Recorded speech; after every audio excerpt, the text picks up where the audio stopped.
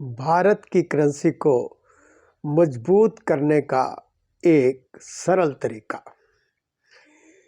भारत की करेंसी इतनी गिर चुकी है, जब हम दूसरे कंट्री जाते हैं तो अपनी करेंसी की वैल्यू देखकर हमें शर्म महसूस होती है।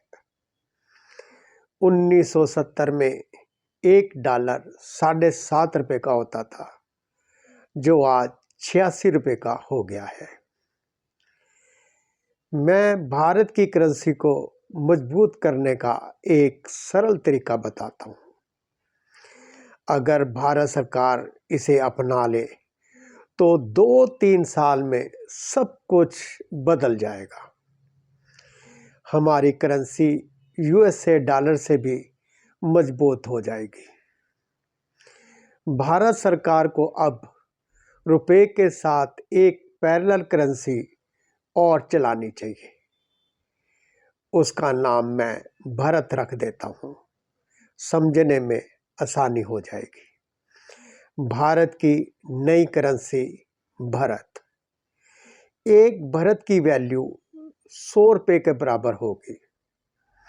दूसरी तरफ भारत के हर चीज की कीमत 100 गुना कम कर दी जाए।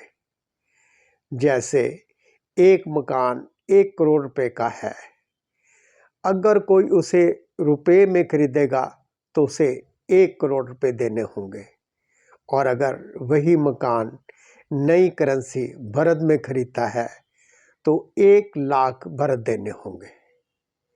1 लाख भारत की कीमत 1 करोड़ के बराबर होगी। इस तरह दोनों करेंसी कुछ समय के लिए पैरेलल चलानी होंगी। जितनी नई करेंसी मार्केट में आए, उतनी वैल्यू के रुपए गवर्नमेंट वापस मार्केट से उठा ले। इस तरह आस्ते आस्ते मार्केट में नई करेंसी बढ़ती रहे और मार्केट में रुपए का चलन कम होता जाए। 2-3 साल में मार्केट में रुपए का चलन बिल्कुल खत्म हो जाए और उसकी जगह नई करेंसी भारत ले ले। अब डॉलर की कीमत सिर्फ 86 पैसे रह जाएगी। इस तरह भारत को एक मजबूत करेंसी मिल जाएगी। दूसरे देशों को भी मान्यता देने में परेशानी नहीं होगी, क्योंकि परचेजिंग पावर वही रहेगी। जो चीज़ आज भारत में $1 की मिलती है, वो वस्तु नई करेंसी भारत के बाद भी $1 की ही मिलेगी। कोई फर्क नहीं पड़ेगा, क्योंकि हर चीज़ की कीमत भी 100 गुना कम हो जाएगी। ये तरीका अपनाने से भारत को 2 फायदे हो जाएंगे। एक, भारत की नई करेंसी को मान सम्मान मिल जाएगा। दूसरा, नोट कम छापने पड़ेंगे। नोट छापने की लागत कई गुना कम हो जाएगी। अब भारत सरकार को अपनी करेंसी मजबूत करने का ये तरीका अपना लेना चाहिए।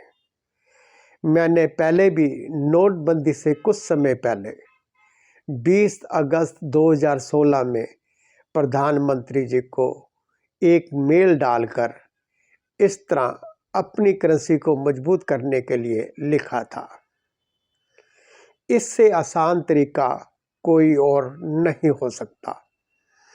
बस इसके बाद अब हमें अर्थव्यवस्था पे ध्यान देना है और महंगाई को रोकना है, ताकि नई करेंसी स्टेबल रहे।